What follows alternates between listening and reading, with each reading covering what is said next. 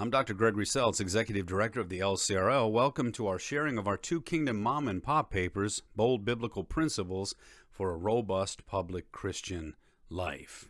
Today, number 16, no more euphemisms, dysphemisms, or demonizations. By this time, I'm sure that you're aware of the Supreme Court's ruling in favor of a Christian cake artist named Jack Phillips. It was the Masterpiece Cake Shop versus Colorado Civil Rights Commission case. Phillips would properly sell anything in his store to anyone who wished to buy. He didn't discriminate against anyone. But he refused to create a unique cake for a wedding of a homosexual couple because it violated his conscience and his religious beliefs. The court ruled in his favor. Translation, the court ruled that the homosexual couple may have the right to believe what they believe about the hotly debated issue regarding the definition of marriage, but so does the baker. But even more importantly, the court ruled that the Colorado Civil Rights Commission could not take a hostile position against the baker's view of marriage. In down-to-earth terms, that means that people who don't believe in today's alternative views of marriage, they may indeed hold a differing position without being maligned, demonized, or even litigated against.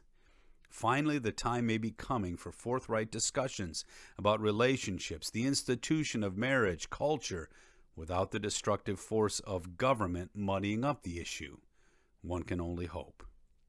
The baker in this case was indeed demonized, caricatured, and maligned as a bigot and a homophobe. He was none of those. But why was he demonized? Well, because he believed in the distinctiveness of the marriage of a man and a woman as unique among all relationships and as a foundational institution for a healthy society. His view can be demonstrated, defended sociologically, psychologically, physiologically, and yes, even theologically.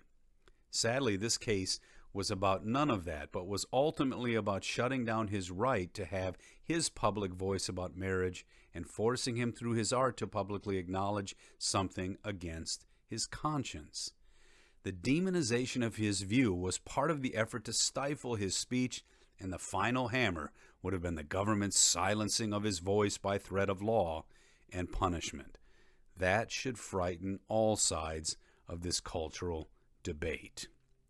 For many in the culture, the baker, the LCRL included, marriage is more than a relationship.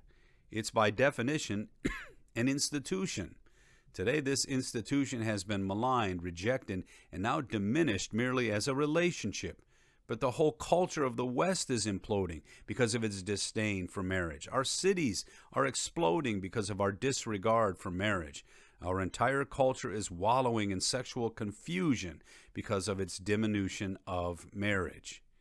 At least for now, the Supreme Court said you can't dismiss the perspective of marriage being a unique institution amongst various relationships. You can't dismiss it as bigoted, homophobic, or sexist, which it's not.